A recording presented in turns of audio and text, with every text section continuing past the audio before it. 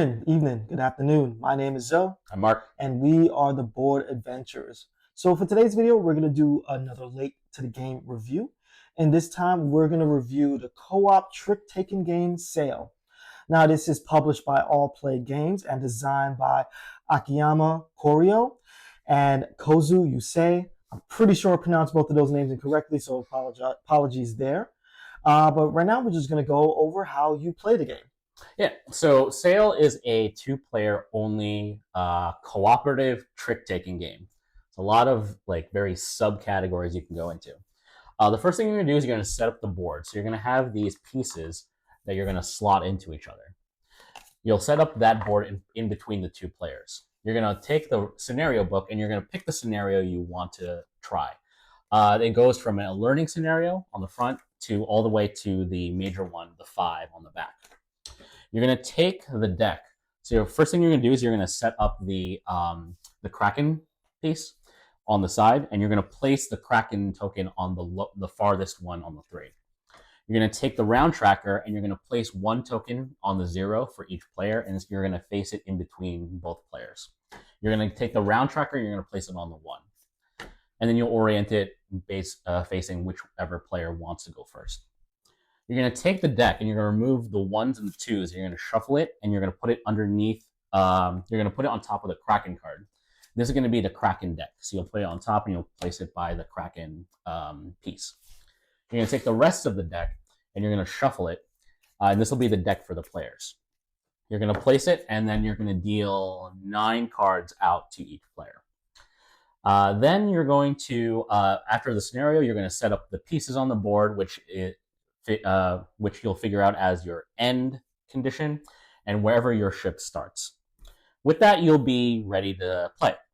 The main thing about Sail is the trick taking and checking of your symbols. So you have two little 2-player aids that will help you determine what you have to do. So after you deal each other cards, before you start play, you're going to pass each other 1 card. So you'll look at your hand, you'll pass 1 card to your teammate. Then you're going to start trick taking. So what you'll do is you're going to whoever's round marker is facing them is going to take that action. So in rounds 1, 3, and 5, it'll be the person on the top, and then 2 and 4 is on the bottom. That person will lead the trick.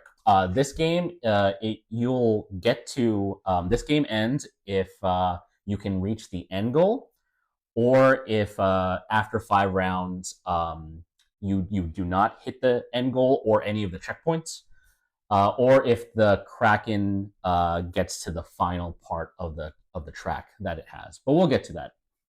So on your turn, whoever's the lead is going to play a card. So they'll play any 1 card. And then the second person has to play a card from the same color if they have that in their hand. So if I was the first person and I played this, I've played the lead suit inside, the lead color. My teammate then has to play a color of that if they have it available. Once you play it, now you're going to check the symbols that are on it. So there's like 6 different types of combinations that you can have. We'll just go them really quickly. So if you have the 2 helms, the 2 steering wheels for the ship, you're going to move the ship in the direction of whoever won that trick. So it's like a diagonal kind of cut for the ship. So you'll move it in the direction of who won.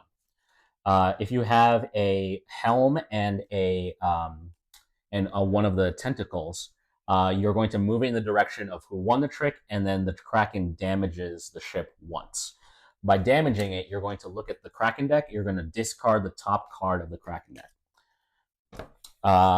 The same thing with two tentacles, the 2 cards with a helm and a tentacle. You're going to move it in the direction of who won, and the ship will take 2 damage, so you'll discard 2. The one with the helm tentacle plus the cannon means you're going to take the card that has the tentacle and the helm, and you're going to place it at the bottom of the deck. So if I had this deck, there's going to be 1 card at the bottom there for your Kraken card. You're going to place it underneath the Kraken card.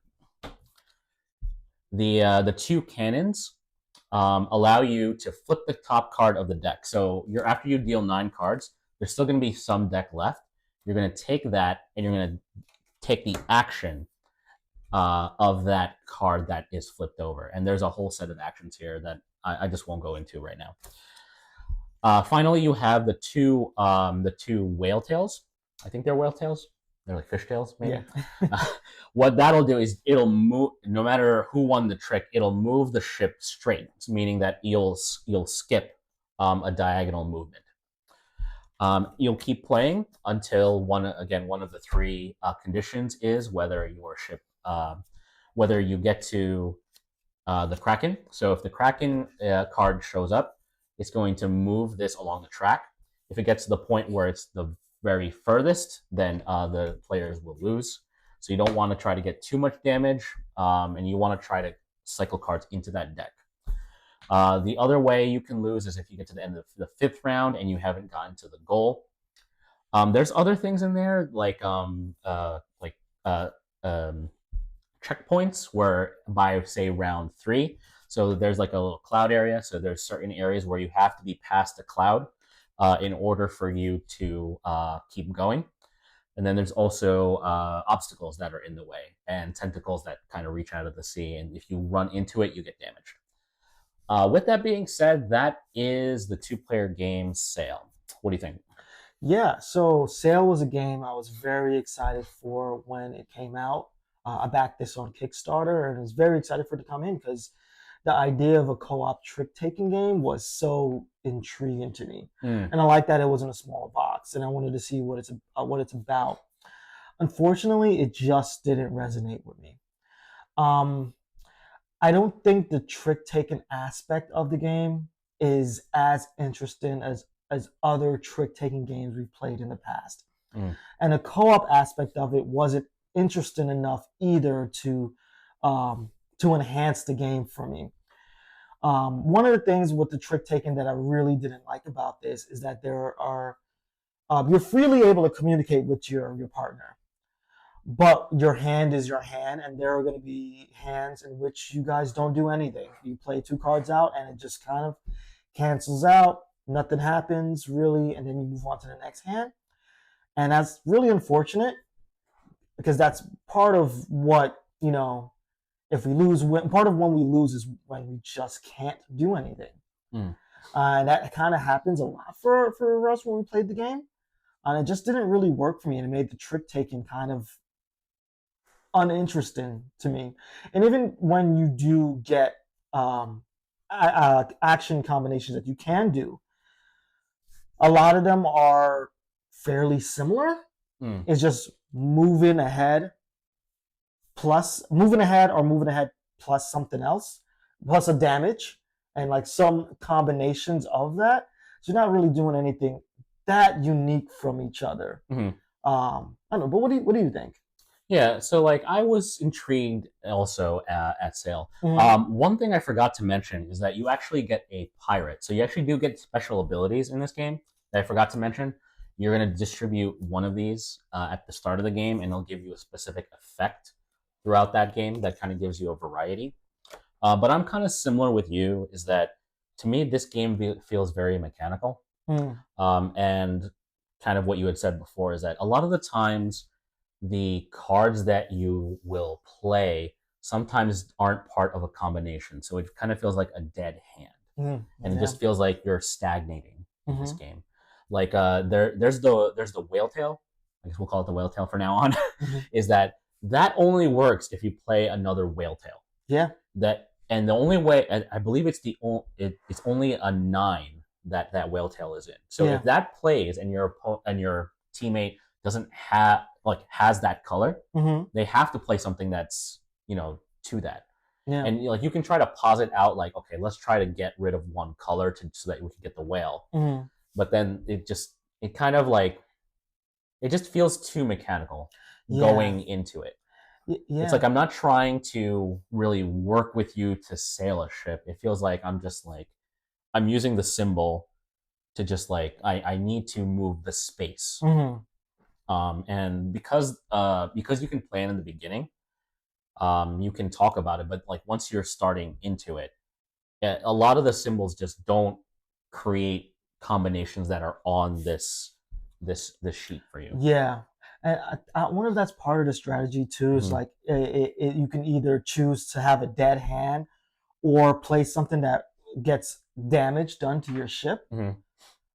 But that's not really interesting either. I can see that from a strategy point of view. Some people will probably go Yeah. like, "Yeah, I will choose a dead hand so we don't get damage." But I rather if every sort of combination yielded some sort of action and some sort of unique action. Yeah. Like Mm-hmm. you mentioned, the whale tail. There's also the cannons that doesn't combo with the sun cards at all. And there's a Yeah. lot of sun cards, and you really need. It's just there's too many dead hand combinations, and the nature of trick taking games in which you have to play a specific color.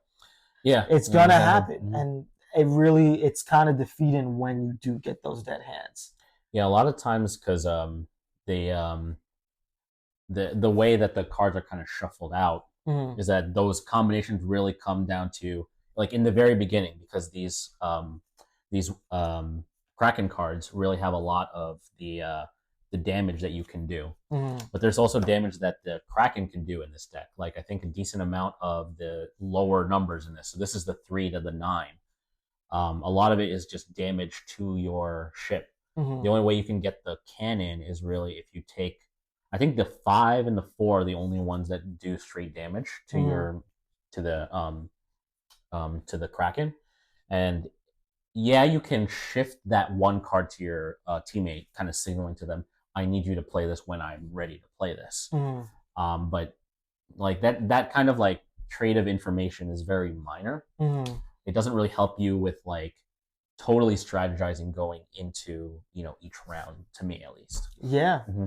and yeah, the dead hand stuff kind of like really lowers the score for me for this game. Really lowers the enjoyment. Mm-hmm. It just feels like every game has been have defeating moments.